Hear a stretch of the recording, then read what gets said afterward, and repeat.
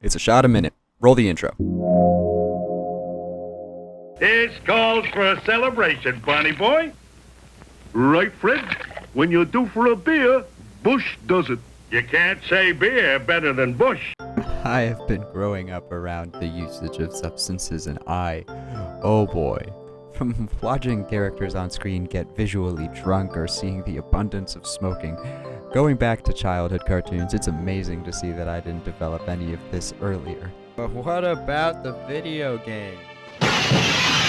Dapper. There's probably a game before 1983 that had some resemblance of smoking by maybe some white line, but I'm a little bit too much for the research. Yeah, so you're basically a bartender slugging these fucking needy-ass customers their booze, and honestly, nah, this ain't root beer, because this is Budweiser. Bozo's night out. You have to get home in your drunken stupor by any means necessary. I swear to God, this has prepared me for more than college ever has.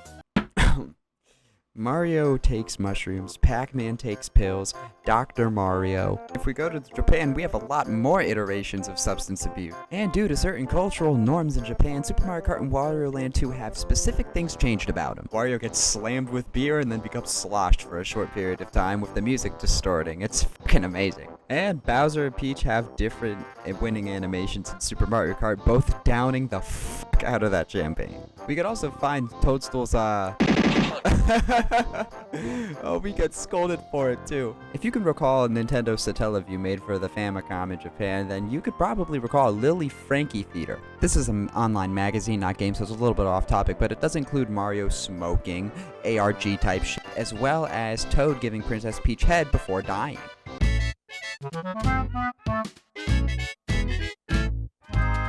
Conker's Bad Fur Day. This was just blatant substance abuse. I'm fucking crying. Alright, look, so Conker's Bad Fur Day isn't the first game to include anything bad in it, but let me just say that this game is not only technologically very impressive to be on an N64 cartridge, but it was also just really fucking funny to piss on things.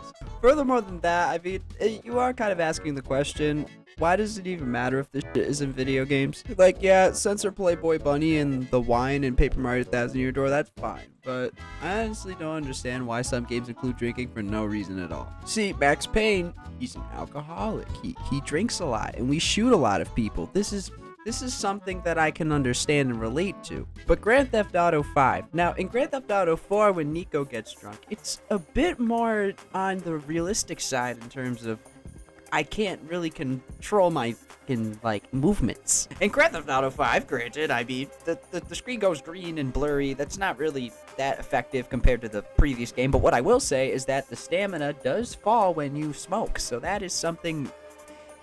It's time for another shot. Money shot. Also, I changed the location of my desk mid-video. Money shot failed. I need a little bit more.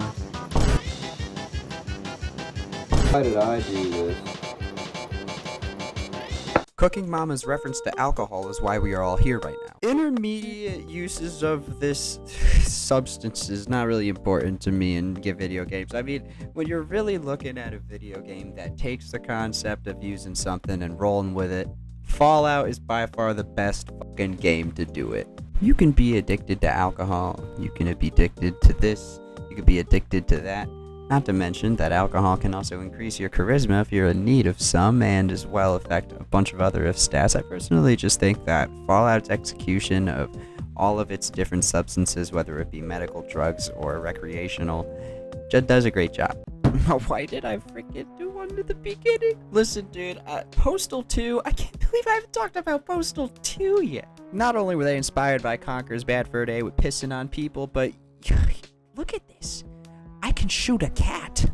Games like Sims allows you to mod, alcohol and shit into it, and honestly, I think that the mods for Sims are pretty well detailed when it comes to this stuff. But official means, I mean, yeah, I have to talk about Red Dead. Yeah, I get it. Rockstar is like fucking 10th time being in this video. John Marston and Arthur Morgan have a great night of debauchery as many times as you want them to, but the thing is, I think that Red Dead 1 has better drunk controls because John acts like a fucking idiot, and Red Dead 2 has a good way to actually utilize these substances because, cigarettes and alcohol can help you, stay warm, affect your health, it can help you shoot better. Why am I trying to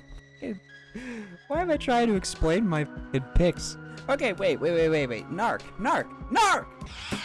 I might be done. This was like a 1980 game where I think you were taking down a drug mafia, but I'm not sure. I completely just remembered the name. But come on, man. In general, I just think that if you include any of this stuff in your video game, do more than Far Cry does.